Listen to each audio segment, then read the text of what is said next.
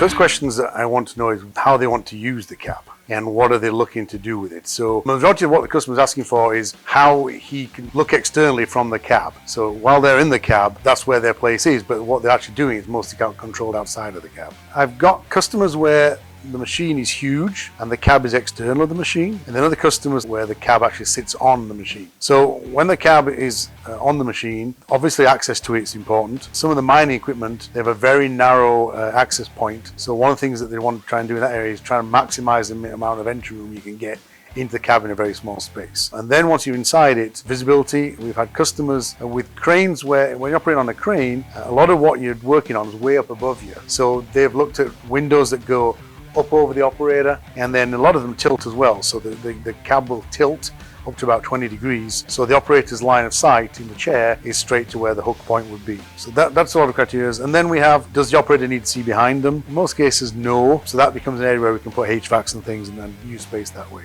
We try and make it easier for the customer in that we've got lots of ideas from previous cabs in previous markets and different markets. Often a customer's in one particular market, they don't really see outside that particular field. And so we can bring ideas to it that we've done for forestry equipment into cranes, for example. On one of the cranes, we did a curved glass. In fact, we've done it on a couple of cranes now. That same glass switch on one machine went vertical. For a much larger machine, we now do horizontally. And it gives a great field of view. We know that you've got to get the arc to be a certain amount so that you don't distort the window view. So we try and bring to it lots of ideas and lots of solutions and cost-saving ideas. The bending the Lexan in place is a fifth the price of a molded glass in place. So things like that we try and bring it from other experiences. The one thing that customers need to understand is that they are the experts in their machine and in how that machine's used. A lot of times when I go to see a machine, I'm going to look at a cab, it's the first time I've seen that machine and not familiar with how it's used. So as much information as the operator can give us as the customer can give us on how the machine is operated and what their customers need from it, the better we can implement that from word go rather than trying to do it later.